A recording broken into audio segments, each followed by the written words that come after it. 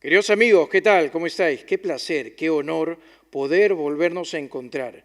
Pues bueno, tengo el grato placer, estoy muy contento de poder presentaros mi nueva novela, que lleva por título La fuga del ilusionista. Es una historia maravillosa, es una historia de traición, crimen, sangre, dinero, actos de desaparición y planes estratégicos. Y muchos me preguntan, Jorge, ¿cómo llegaste a tener la motivación y cómo se te ocurrió crear esta historia? Pues bien, voy a confesar un secreto. Ya sabéis que entre vosotros y quien habla, pues no hay secreto alguno, ¿no es cierto? A ver, en el año 2019, el 17 de abril del año 2019, el expresidente del Perú, una figura imponente, importante, un político de mucha envergadura y trascendencia social a nivel internacional, el expresidente del Perú, Alan García Pérez, a efectos de evitar su detención, pues aparentemente se suicidó.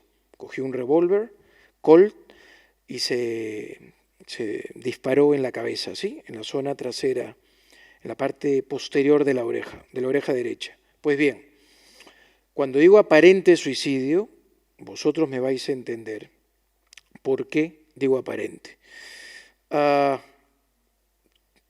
El suicidio ocurrió con una serie de circunstancias muy extrañas, muy sospechosas, y de allí la motivación para poder ficcionar, narrar y crear esta historia, esta novela que lleva por título La fuga del ilusionista.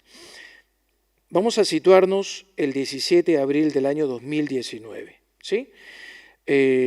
Ingresa la policía con el fiscal a la casa del expresidente Alan García y en ese momento, ¿sí?, se produce esta diligencia judicial, esta detención. Pues bien, la primera cuestión es, ¿sabía realmente el expresidente Alan García el día, lugar y la hora de la detención?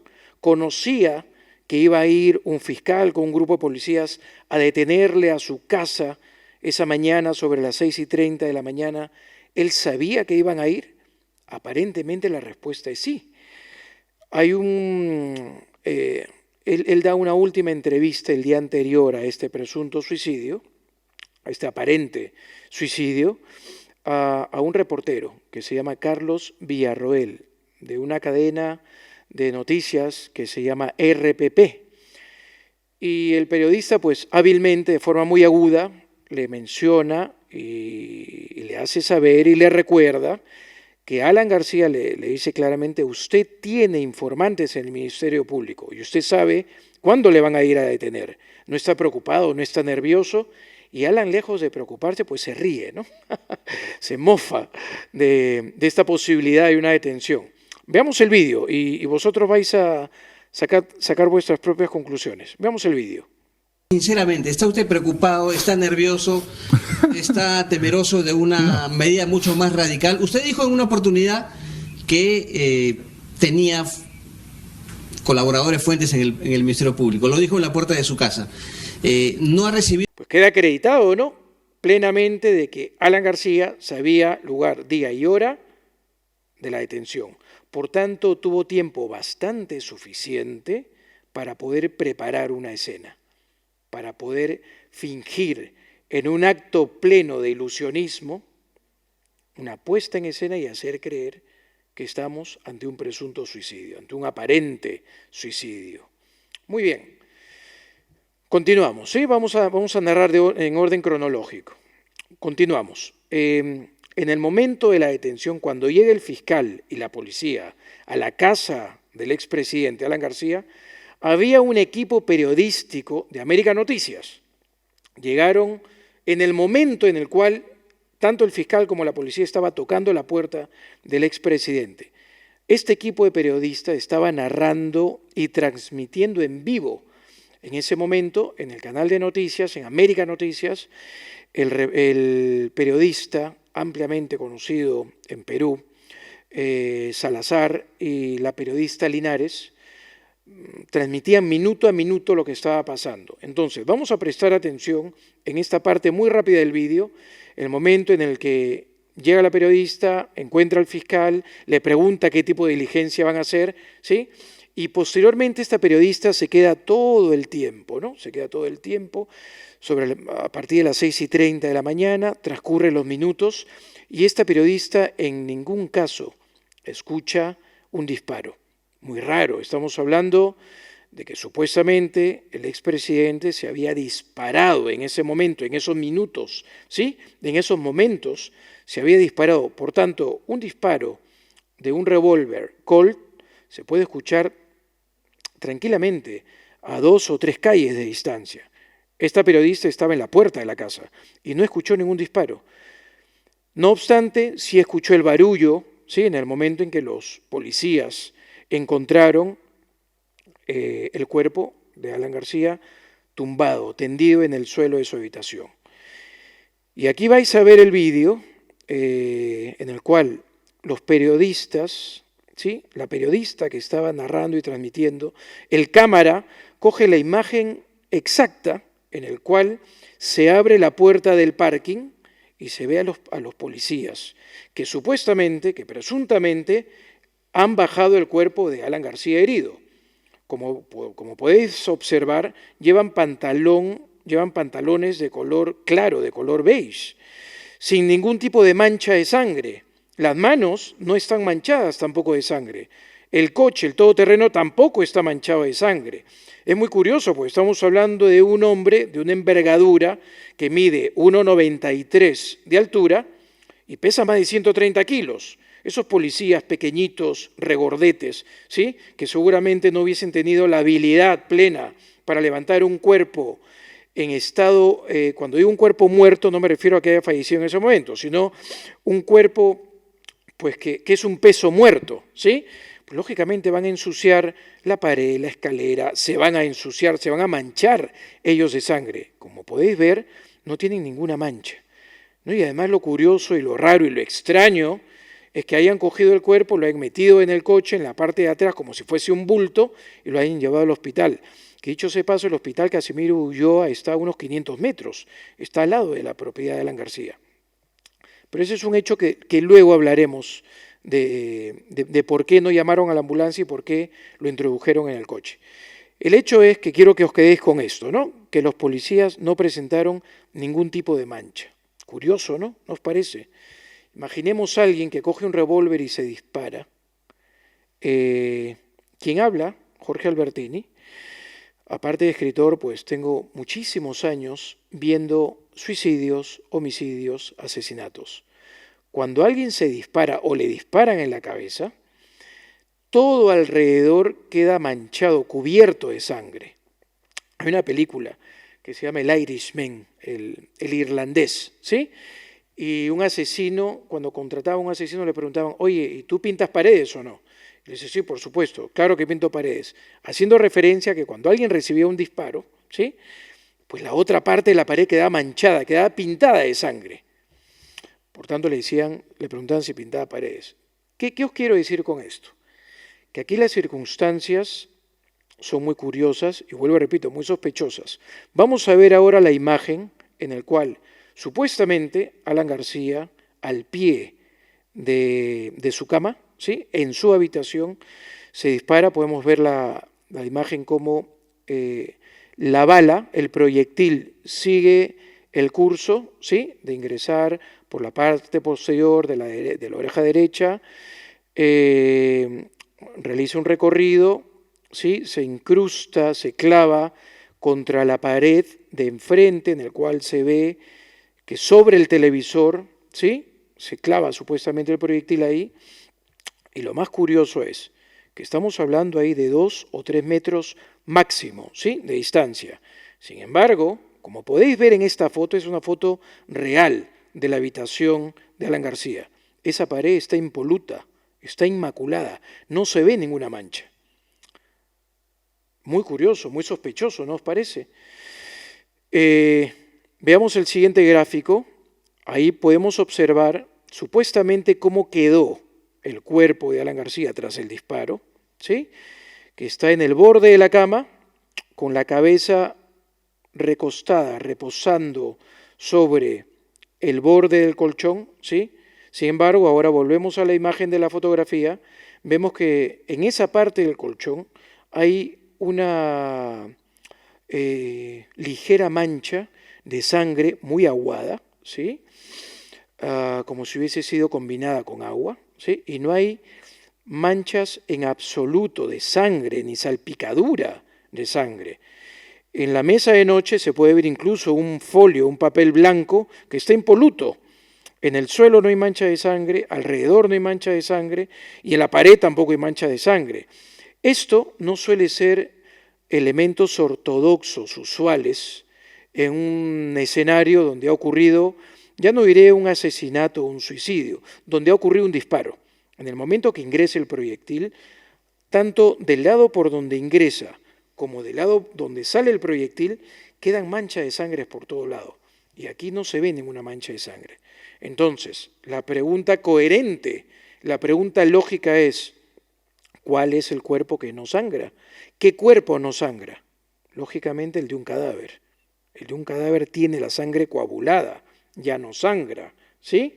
Quizá por ello, en el momento que los policías le recogen, le levantan, le trasladan, cruzan la habitación, bajan las escaleras, ¿sí?, de la primera planta a la planta baja, cruzan esa parte del salón, no ensucian ni las paredes, ni los escalones, ni las alfombras del salón, ni tampoco se ensucian ellos, ni siquiera las manos.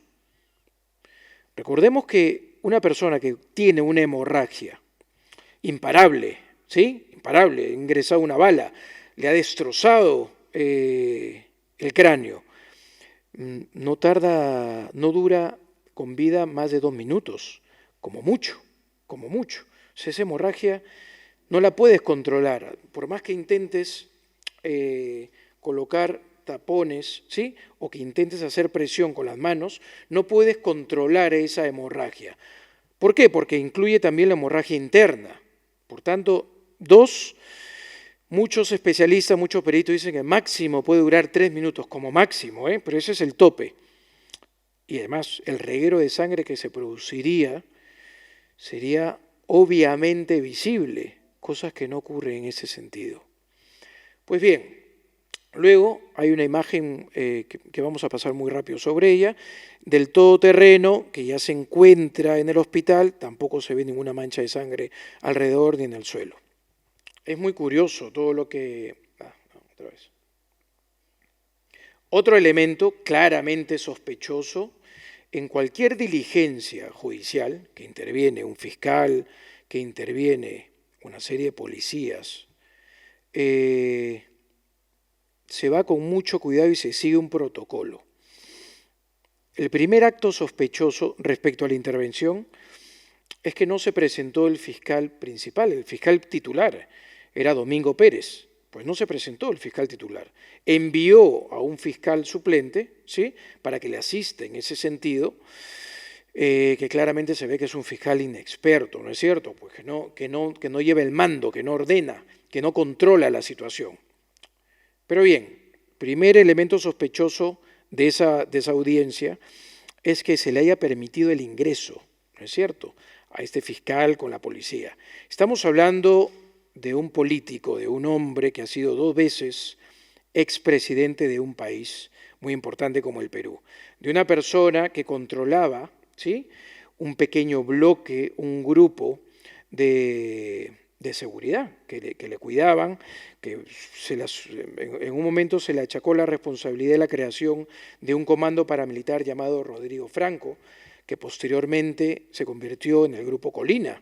Ese comando paramilitar, Rodrigo Franco, contó con la ayuda, con la asesoría de Agustín Mantilla, el que era ministro del Interior en la época del primer gobierno de Alan García. ¿Qué quiero decir con esto? Estamos hablando de una persona ampliamente experta en temas de seguridad, ¿sí? Un político amenazado por el terrorismo, amenazado por narcotraficantes, amenazado por otras organizaciones criminales, por el conocimiento que él presuntamente tenía, ¿sí? Así es que, pues es una persona que debe estar altamente custodiada, ¿no es cierto? Entonces, ¿cómo es que llega una persona que dice ser fiscal con otros policías que dicen ser policías e ingresan en la casa? Han podido ser un grupo terrorista. ¿Dónde estaba el grupo, ¿sí? Estos custodios, estos centinelas que cuidaban a Alan García? Vamos a ver esta imagen. Como podéis observar, hay un coche en la parte izquierda de la casa de Alan García. Ese coche, aparentemente, es el coche de seguridad, de los hombres de seguridad del expresidente. Si los hombres de seguridad del expresidente no estaban en ese momento durante la detención en la casa, ¿dónde estaban? ¿Dónde estaban ocultos? Porque eran la sombra del expresidente. Era la guardia pretoriana, no le dejaban ni para ir al baño. ¿Dónde estaban? ¿Dónde se mantenían agazapados, ¿sí? Expectantes? ¿Dónde estaban? Esa es la pregunta. Sin embargo, está el coche de estos miembros de seguridad.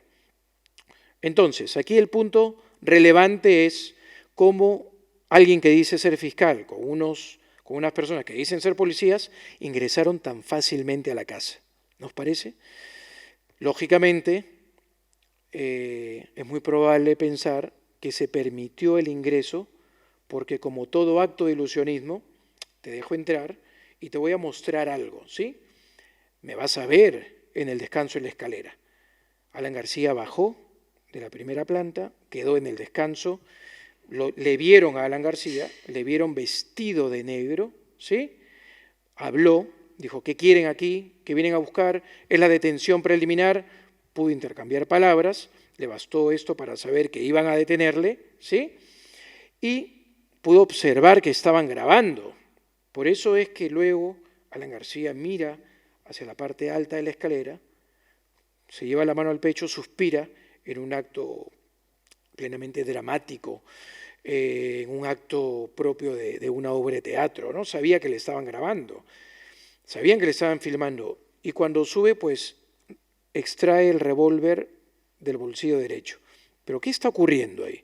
Si vemos más allá, Alan García lo que está diciendo es, estoy aquí, soy yo, estoy vestido de negro, estoy intercambiando palabras y estoy armado. Y sube directamente, se encierra en la habitación, llega a otros policías y le dice, señor García, abra la puerta, y él dice, voy a llamar a mi abogado, teniendo tiempo, ¿no? Para poder orquestar cualquier tipo de acto. Pues bien, como podéis observar, es un elemento muy sospechoso el hecho de que hayan ingresado en la casa del expresidente. Bien, otro elemento no menos relevante es, en el momento que la policía encuentra el cuerpo tendido, ¿sí?, del expresidente, lo primero que debieron hacer es llamar a una ambulancia.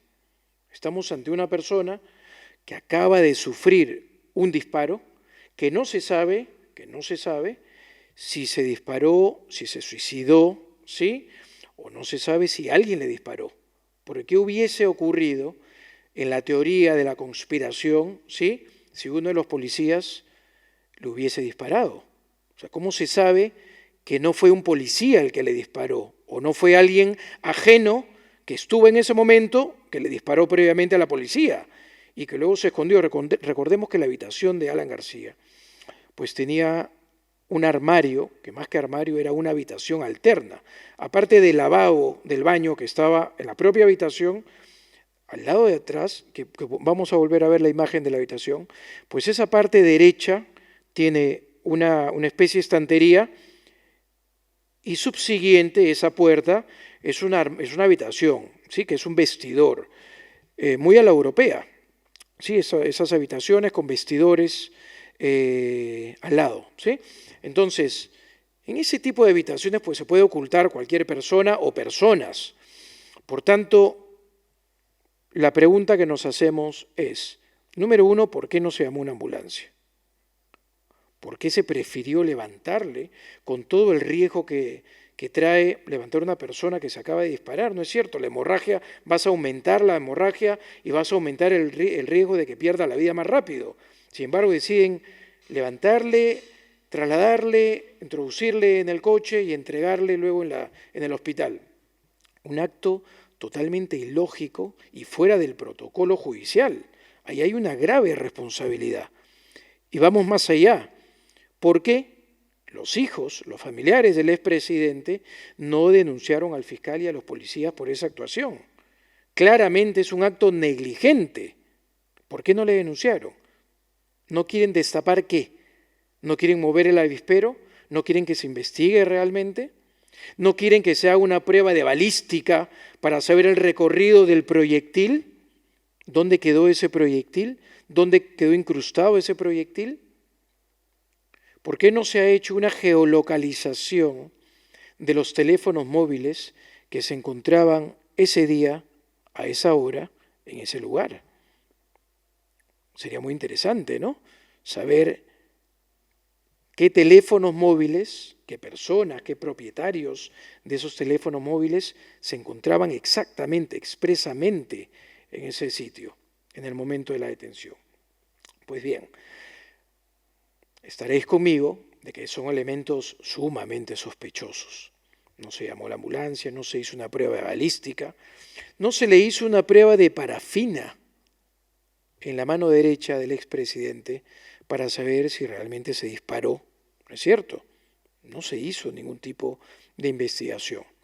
No obstante, lo que creemos lógico y coherente y ocurriría en cualquier parte del mundo, pues aparentemente en un estado en el cual la justicia está politizada, aparentemente pues lo lógico suele ser ilógico en lugares como estos, ¿no? El hecho es que no se realizaron esas investigaciones, no se realizaron esos exámenes, que hubiese sido muy coherente. Hay otro punto, hay otro elemento muy relevante, que es la tomografía de la entrada del proyectil. A ver, es muy curioso, es poco usual, ¿sí?, que una persona que se va a suicidar se coloque el arma, se coloque el revólver en esta postura. Es innatural, es impropio para una persona que se va a suicidar. Lo correcto o lo usual, no hay correcto, no hay suicidio correcto. Lo usual es que coloques el arma en la sien apuntando hacia adentro de la cabeza, ¿sí? Para que haga una especie de émbolo que explote por la parte de atrás y lógicamente asegurar el suicidio. No hay nada peor que un suicidio frustrado con un disparo en la cabeza, ¿no? Las consecuencias pueden ser nefastas. Pueden ser mucho más tristes incluso que el propio suicidio. Pero bueno, muchos teóricos piensan esto. Es decir, el acto natural es el arma apuntando en la sien, el arma dentro de la boca o incluso el arma en el pecho, en el centro, en el corazón, ¿sí? No, aquí pues optó por una postura, ya no diré incómoda, sino que poco ortodoxa, poco usual, que más es propia de alguien que le han disparado por detrás, ¿no? Aquí detrás de la oreja. Y en esa tomografía se puede observar la trayectoria de la bala. Ese también es un elemento sospechoso. Uno de los elementos no menos importante que los anteriores, por demás kafkiano y fantasioso, irregular plenamente, es que el certificado de necropsia, el certificado de autopsia en el cual se determina la causa de la muerte del expresidente, es firmado por dos médicos. Uno de estos médicos es la doctora Angie Villón Valenzuela. Pues supuestamente esta médico había fallecido 3 semanas antes en un accidente de transporte por haber cogido un bus en un terminal terrestre que se hace llamar Fiori. Pues bien, aparentemente había fallecido 3 semanas antes. Entonces, son curiosidades, son elementos que no suelen ocurrir, ¿no es cierto? Que el nombre de ese médico, de esa doctora, haya aparecido previamente en una lista de fallecidos, se suma un elemento más a la sospecha. Siguiente punto, muy curioso, como todos los que ya venimos analizando, estamos hablando de una personalidad, de un megalómano, ¿sí?, de un político que se creía un enviado divino, con un ego colosal, que lo que le hubiese gustado claramente es un mausoleo, ¿no?, una estatua, un monumento, ¿sí?, que esté enterrado en ese monumento. Pues en el velatorio el cuerpo, el cadáver, no fue mostrado. Incluso el cajón, el ataúd estaba sellado, o sea, era imposible abrirlo. Que puede ser un elemento en el cual uno diga, bueno, la familia no quería, ¿sí?, que se le vieran y que se hagan fotografías, puede ser también comprensible. Pero es que en ningún momento, ni siquiera los familiares pueden acercarse a hacer una última despedida, ¿sí?, hacer una despedida, abriendo la tapa del ataúd. No se ve, no se capta ninguna imagen en ese sentido. No deja de ser un elemento sospechoso. Y acto seguido, cuando termina el velatorio, es cremado, es incinerado el cuerpo. Por tanto, no queda ningún tipo de rastro, huella, ni posibilidad de generar un examen a posteriori. Muy bien pensado, ¿no os parece? Otro elemento no menos sospechoso es que en ningún momento nadie, ni siquiera los familiares que estuvieron presentes en el velatorio, hayan podido ver el cuerpo, el rostro del expresidente.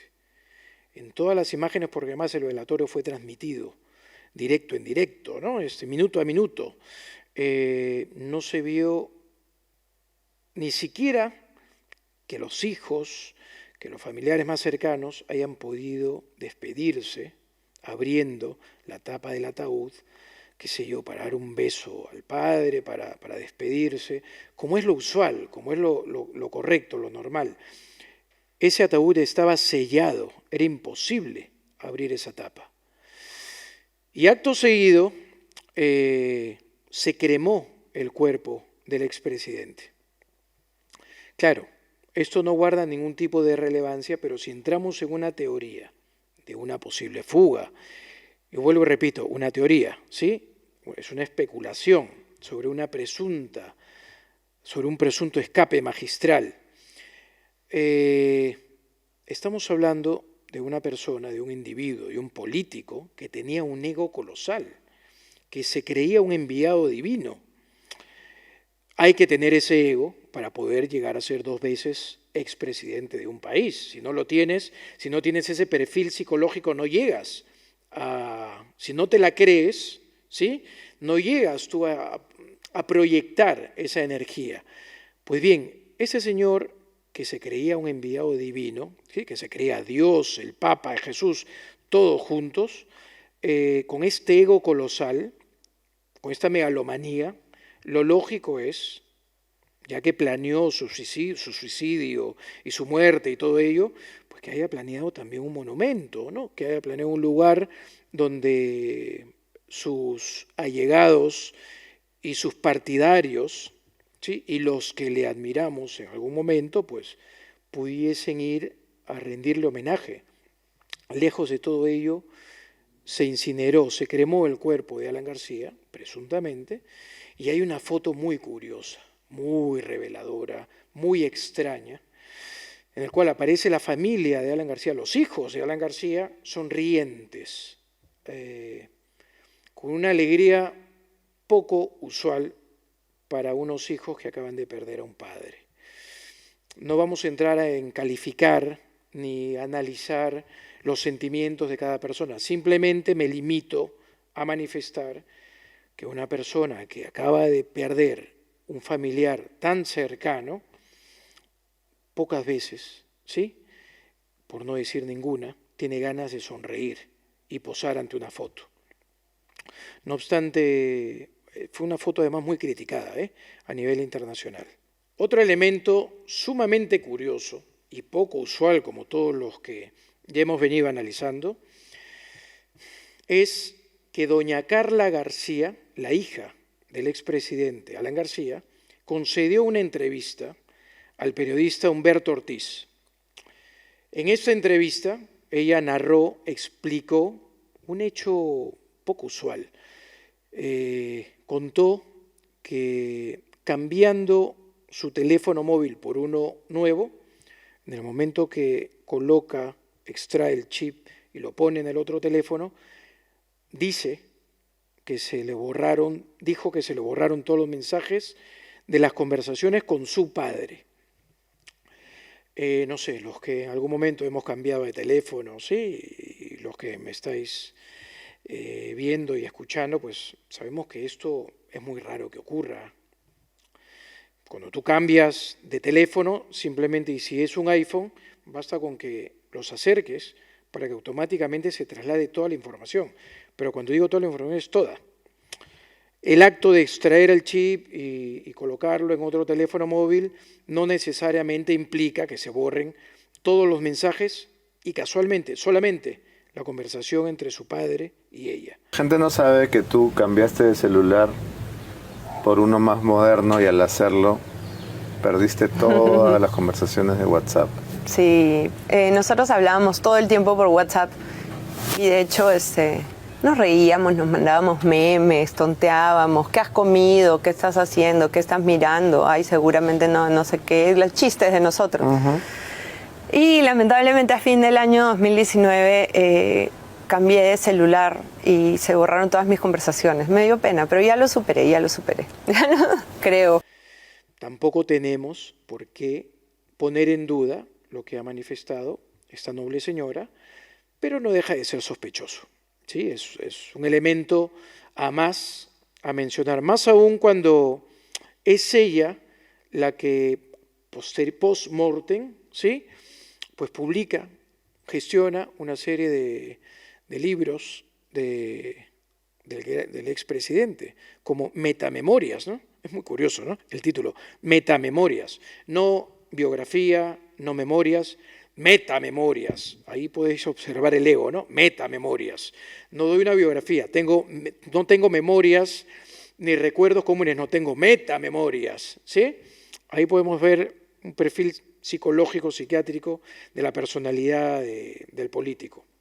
Pues bien, y un punto adicional.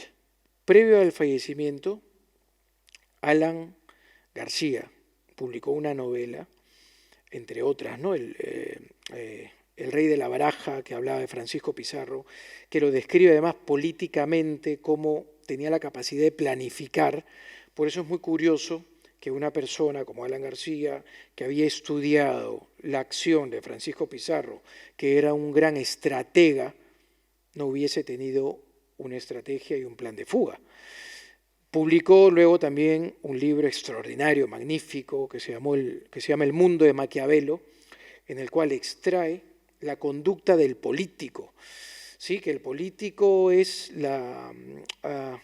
el poder conseguir, el poder obtener, hacerse con el poder sí o sí. Es la lucha del poder por el poder. Os estoy resumiendo, ¿sí? Que ese era el pensamiento de Maquiavelo. Por tanto, cuando decimos es que el político es corrupto y roba y extrae y se apropia dinero, en la mente del verdadero político, no estoy hablando del punto de vista ético ni moral, estoy hablando del político per se, de la lucha del poder, la obtención del poder. Estoy hablando de un Napoleón, de un Hitler, de alguien que no le interesa en absoluto el ciudadano ni la sociedad, sino que quiere el poder, ¿sí? Para poder dominar, para poder ejercer control directo. Pues curiosamente, el expresidente, tanto en El Rey de la Baraja, que habla de Francisco Pizarro, como en El mundo de Maquiavelo, ¿qué podemos extraer de estas obras? La capacidad de estrategia y de planificación de los personajes, planificación política. Por tanto, estamos ante un individuo, ante una persona que admiraba la estrategia y previamente Alan García había generado una serie de estrategias. Recordemos que al final de su primer gobierno, en el año 1990, cuando ingresa al poder el expresidente ya fallecido Alberto Fujimori, envía un comité, envía un bloque de militares a detenerle a Alan García. Quien iba a ejecutar esta acción, la operación, esta ejecución iba a ser realizada en ese momento, Vladimiro Montesinos, que era el jefe de inteligencia, ¿sí? Un servidor directo de Fujimori.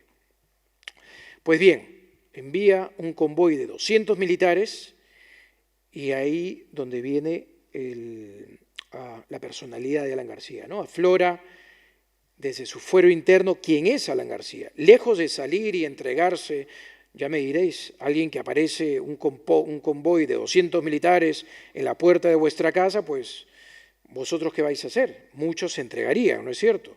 Otros huirían, muy pocos. Pero lo correcto sería, o lo lógico sería que se entreguen, ¿no? No vas a luchar contra 200 militares. ¿Qué hizo Alan García, que en ese momento estaba con uno de sus compañeros, otro político de gran envergadura también llamado Jorge del Castillo? Alan García cogió 2 pistolas, propias palabras de él, saltó al techo de la casa, vació los cargadores, ¿sí? Disparó al aire, y eso le dio tiempo bastante suficiente para correr por los tejados, ¿sí? Como si de un felino se tratase, y terminó agazapado, agachado, escondido en la casa de un político llamado Hurtado Miller, que en ese momento ese político era de la cuerda de Fujimori, y lejos de entregarle la cabeza de Alan García, se vio amenazado, coaccionado por la situación. Incluso Hurtado Miller pidió consejo al expresidente Belaúnde, y el presidente Belaúnde del Perú, expresidente del Perú, le dijo: ya que ha entrado vivo a tu casa, es tu obligación sacarle vivo también. Y es cuando Alan García, estando en la casa de Hurtado Miller, os cuento esto para que entendáis la capacidad y la estrategia que tenía, ¿no? Además improvisada en ese momento. Pasaron 5 días y Alan García creó un plan. ¿Cuál fue? Que la hija de Hurtado Miller entrase y saliese de la casa en muchas ocasiones. Al 5.º día, a la 5ª vez, iba a ir Alan García en la parte trasera del coche, tumbado en el suelo del asiento trasero. La señora de la limpieza le colocaba los pies sobre la espalda, y la hija del señor Hurtado Miller, en la 5ª oportunidad, iba a enfadarse, iba a insultar al soldado, al militar que estaba en la puerta registrando a todos los que entraban en esa manzana, ¿no? en esas 2 calles que estaban cerradas perimetralmente. Y así ocurrió. Lo diseñó, lo creó Alan García. En el momento que sale la hija de Hurtado Miller con Alan en el coche, ese momento, expresamente ese momento, el soldado no le revisa. La señora se baja del coche, le insulta, le grita, le dice que está harta, que está cansada de entrar y salir, y le dejan ir. Es ahí donde en el coche de la hija de Hurtado Miller se dirigen a la casa de una político llamada Judith de la Mata. Posteriormente, Alan García termina asilado en la Embajada de Colombia. Viaja posteriormente a Colombia. En Colombia es víctima de varios atentados. Bueno, quisieron atentar en su contra, quisieron matarle en Colombia y también escapó. En París también quisieron atentar contra él y escapó. Estamos hablando de una persona que tenía el escape, no entregarse, no regalar su cuerpo para que hagan con él lo que quisiesen, no, tenía el escape en su fuero interno. Incluso su padre había sufrido cárcel y él prometió que en ningún caso a Alan García le verían detenido, esposado, enmarrocado, ajusticiado, ¿sí?, por un grupo de personas que él consideraba siempre eran inferiores a él. Y también, dicha sean las verdades, pues en Latinoamérica, en Hispanoamérica, la justicia siempre está de la mano del poder político. Por tanto, no hay una justicia real. No se busca la realidad material ni la verdad jurídica, se busca una verdad política. Por tanto, desde luego fue un acto heroico si es que llegó a generar esa impresionante fuga, ¿no? Muy bien, en ese sentido vamos a ver el vídeo en el cual el propio Alan García explica cómo se escapó en la ocasión en que fueron a detenerle, ¿sí?, por parte del gobierno de Alberto Fujimori. Y de paso, si podemos desmitificar algunas leyendas que existen sobre ese 5 de abril. ¿Es cierto que lo persiguieron por los techos? ¿Es cierto que se escondió en un tanque de agua? ¿Es cierto que se alojó en la casa de Hurtado Miller? Sí, claro. El 5 de abril fue un episodio de violencia física muy grande, en mi caso, porque estando allí, y estaba Jorge del Castillo conmigo, de pronto 200 hombres del ejército, de la división de Chorrillos, cercaron la casa, apagaron las luces de toda la cuadra y comenzaron a propalar por un parlante que salga Alan García con las manos en la cabeza. Carajo, ese término. Y digo, ¿y qué tanta agresividad? Entonces, allí descubrí la fuerza que tiene auditivamente el disparo. Ah, pensé que el carajo. No, el disparo es superior a eso. Saqué 2 pistolas que tenía y vacié las caserinas al aire en la oscuridad para que los vecinos se enteraran, porque creí que era un atentado de Sendero Luminoso. Eso creía yo en ese momento. Y eso demoró el asalto de la casa. Y me dio tiempo para correr, cosas que uno descubre en la desesperación, que a uno le da más flexibilidad y más agilidad. Se volvió un gato, Tanto no. porque Tanto trepó no. los techos. No me halague de esa manera. No, pero yo me trato de imaginar cómo trepó. No, como cualquier persona asustada. La adrenalina hace La que adrenalina, como lo explico en el libro, para hablar hay que tener miedo, porque sin adrenalina uno habla mal. Bueno, entonces, para huir también hay que tener miedo, y la adrenalina permite que uno salte 5 metros. Luego con una escalera subir y huir por los techos de las casas hasta una casa mía, que fue la de Juan Carlos Hurtado, al cual, de hecho, creo que le debo la vida, ¿no? ¿Tanto así? Sí, estoy seguro. ¿Era su Estoy vecino? seguro porque además yo me iba a defender a pistoletazos. Tampoco es que yo me dejo agarrar. No, señor. No nací para eso. A mí no me pone la mano encima nadie. Y entonces, estuve ahí 3 días. Después de ahí logré salir con una estratagema maravillosa. ¿Que no nos la va a contar? No, gracias a la hija Pero de ya Juan pasó Carlos. tanto tiempo, ya lo puede contar. Pero lo he contado en un libro que escribí que se llama El mundo de Maquiavelo. Y eso me permitió después ya abrir el camino al destierro, ¿no? Qué revelador este fragmento, ¿no? Podemos observar el carácter, la potencia de la personalidad. Yo me iba a defender a pistoletazos, o sea, incluso estaba dispuesto a disparar. Yo no me dejo agarrar, no he nacido para ello. Ahí podemos observar cómo pensaba realmente, o quizá cómo piensa. Todas las personas con las que hemos conversado, con las que he conversado y les he explicado todos estos elementos tan sospechosos, que al inicio son incrédulos, pues terminan siendo crédulos y al menos queda la duda sobre lo que pudo haber ocurrido. Queridos amigos, ¿acaso no es lógico pensar que Alan García, en un acto puro de ilusionismo, ejecutó la fuga más brillante de la historia? Con todos los elementos que he contado, ¿qué creéis vosotros? ¿Creéis que Alan García está vivo? ¿Creéis que Alan García realmente planificó una fuga extraordinaria, la más importante de la historia, en un acto propio de un ilusionista al más puro estilo de Houdini y que hoy quizá nos esté viendo? ¿Qué creéis vosotros? Por tanto, ¿qué os parece todo ello? Por favor, quiero que me dejéis vuestro comentario. Asimismo, con la mayor humildad, quiero compartir esta alegría con todos vosotros, queridos amigos, con la publicación de la novela La fuga del ilusionista, con una prestigiosa editorial Almuzara que ha tenido bien confiar en este servidor, y en la novela vais a poder descubrir elementos que no os puedo decir ahora, pero realmente impactantes, y que vais a poder ampliar el concepto de lo que realmente ocurrió. Hay verdades que solo pueden ser contadas desde la ficción, y esta es una verdad contada desde la ficción. Queridos amigos, gracias por estar ahí. Pronto os diré cuándo vamos a hacer la presentación de la novela. Desde ya podéis encontrarla en todas las tiendas, en todas las librerías, en toda Hispanoamérica y en toda Europa. Muchas gracias por estar ahí. Un beso. Gracias. Entonces desconfíen del que dicen ya está muerto. Ese nunca muere. Cuidado.